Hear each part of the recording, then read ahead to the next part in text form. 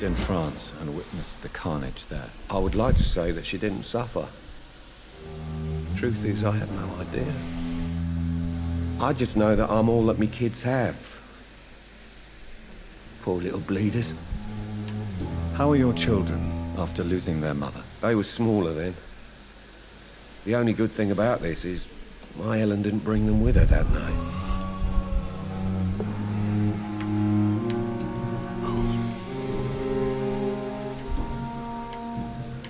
Goodbye for now, Mr. Fiddick. I'll see you later. You always knew the words to calm the children, Ellen. What a blunder.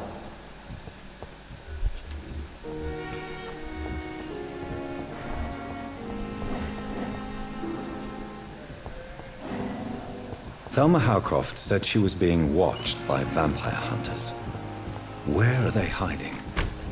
I should investigate. Court medical bench, sir. I understand you must be very angry about this unfair situation.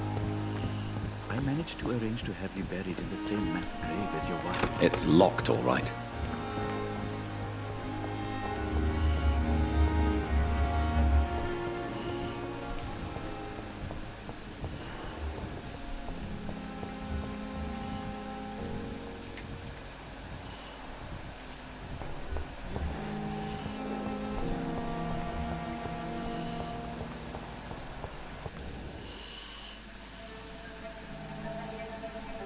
You don't mind if I search your pockets, do you, sir?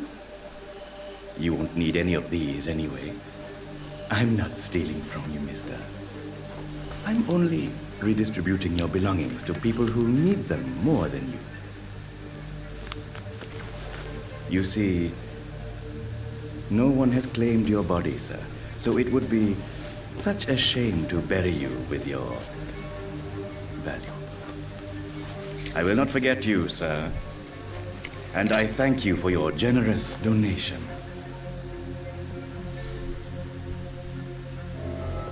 Well, he's a bit naughty, isn't he?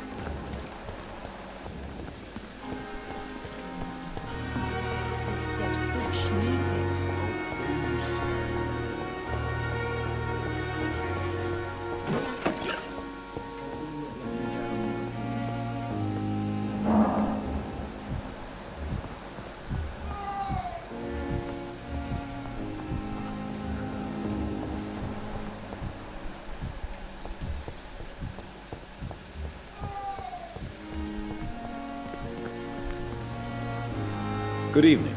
I'm Dr. Reed. Always a pleasure to meet a colleague, sir. Especially when he was supposedly dead. A colleague? Are you a doctor too? Not anymore, sir. I used to be Dr. Rakesh Chadana. Now, I'm just Mr. Chadana, pawnbroker and humble guardian of this morgue. What do you mean, you used to be a doctor? Was your license revoked? No, sir. It is just that I like to be precise. I run a little pawn shop while taking care of the dead. But I used to be a real doctor. Are you afraid or uneasy being surrounded by so many corpses? Why should I? These bodies are empty vessels. Flesh left to decay. Poof. No soul anymore. All gone. An interesting point of view. And quite an exotic one, too. Most people fear, or at least have a respect, for dead flesh. Sir, as a medic during the war, I learned to face my death and the death of others. It's the pain we have to tame, not death itself. How did you get this job? After I left the army, I worked as an undertaker down by the docks. A dangerous place with many an unpleasant business there. Milton Hooks helped me get a job here. Have we met before? I don't think so, sir. Why? When we first talked, you said you were glad to meet me since I was reported dead. Funny story, sir. Your sister came here a few nights ago. You were missing, and she was looking for your body. She must be very relieved now. Do you work here alone? Yes, very easy work, sir. All I have to do is watch a few bodies. The situation was very different when the main morgue was still open. Why do you have to watch these bodies? Because these poor fellows have no names. We keep them in case someone comes looking for the missing. Sadly, very rarely happens. Why close the hospital's main morgue? It was for sanitary reasons after the beginning of the epidemic.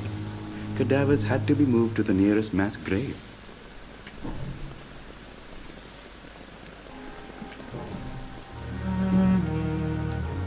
A pawnbroker? I expect you get all types of people here. Yes, sir. All kind of people. For I sell all kind of goods. Who comes here to trade with you? It's very unhygienic, even unsafe. Diseases can spread. For the customers, for the hospital. I'm very cautious, sir. I've been a doctor, remember? And all my clients are good people. In fact, I think I only know good people. What kind of goods? With the quarantine, it's not always easy to buy things. So I trade, I exchange. Some people sell, some others buy. I like to help. Since you're not afraid of dying, do you believe in life after death, Rakesh? No, I believe we must do all the good we can while alive. For our time is short, and the obstacles are endless. Do you think you would enjoy immortality as a concept? I don't think so. Don't mistake me. I love life, and I'd like to live a long life. But everything has to decay, sir. Even goodwill.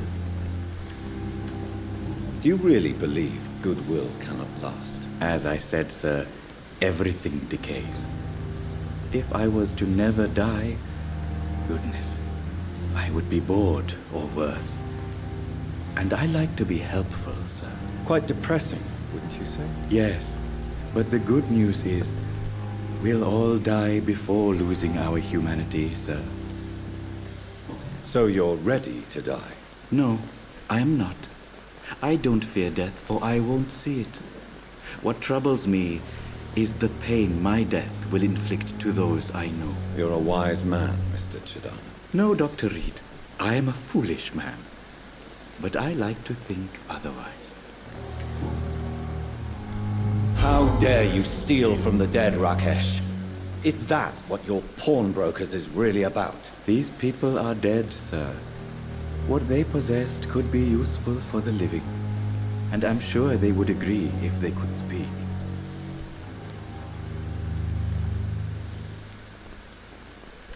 You should show respect for the dead. What about their loved ones who may treasure these items you sell? The bodies I watch over are the unwanted and undesired, sir. I would never deprive anyone of their family artifacts. Please show me what you have to sell. Of course. It's just trinkets and curios, really. But I'm sure they can be useful.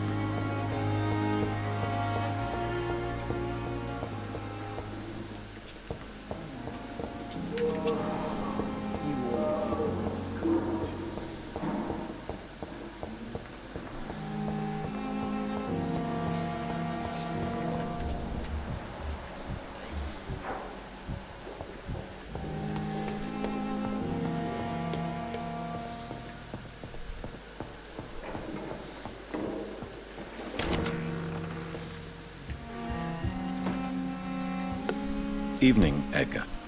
Could I get your professional opinion? Please speak, but I have something important to tell you.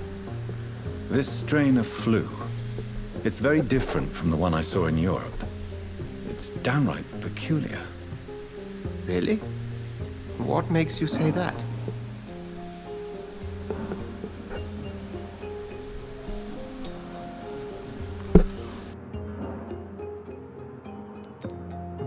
I've just looked at the blood of one of our recently deceased. I see. Do you have anything more to go on? This disease spreads and looks like the Spanish flu, but its effects differ greatly. The London strain is different from the continental one. This is very interesting. Did you find something else? Yes. Unlike the flu, the infected begin to show an increase in outwardly aggressive behavior. More than simple agitation. Once docile people become violent. You mean like rabies? Is there a chance we could create a vaccine, Jonathan, like Pasteur? By the stove, that would be smashing. There's a lot we're not seeing here. But it is spreading, and quickly. If we don't act, the whole city could be lost. But Jonathan, we've a fantastic opportunity sitting right here in front of us. A weapon of choice. What on earth do you mean? Why, you, my dear boy. With your expertise and your blood, we could isolate the properties that course through your veins. Think about the possibilities. I admit it did occur to me. Blood seems to be the common factor in all of this. I totally agree. We're in uncharted territory here. Maybe it's just wishful thinking, but imagine the possibilities. We'll discuss this more later. Thank you for your time. No, thank you, Jonathan. But as I said, I needed to talk to you. I have some rather bad news. Yes? I'm afraid it's your sister. My sister? She's to be buried this evening at Whitechapel Cemetery. Your mother published the obituary this morning. I see. I'm sorry, Jonathan. Please accept my condolences.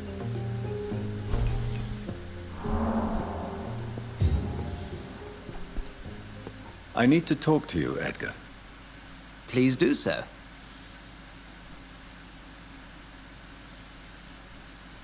So you manage a hospital financed by a vampire?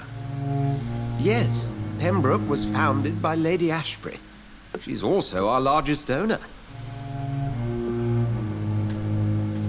A convenient yet expensive way to have a fresh supply of blood on hand, day and night, don't you think? All vampires drink blood by nature. Me, I praise the lady's exemplary moral fiber. If I may inquire, how did you meet her? Well, Jonathan, she sought me out and offered me the position. It's been a very profitable partnership for both parties. Do you know anything about the vampire hunters in the East End? Without a doubt, it's the Guard of Priwen. Zealots to the last man. Where do they come from? Once they shared the Brotherhood's ideology on non-intervention, but they concluded vampires were a scourge. They're definitely well organized and equipped. They're extremely dangerous and not to be trifled with. To them, you're a feral beast, and I, your accomplice. Nurse Crane will not be returning to Pembroke Hospital. Oh, really? Did something happen? She seems such a very capable woman. She was blackmailing Lady Ashbury. Thought she was murdering patients as some sick upper-class game. Nurse Crane was playing a dangerous game. She's lucky Lady Ashbury abhors violence. We'll talk later.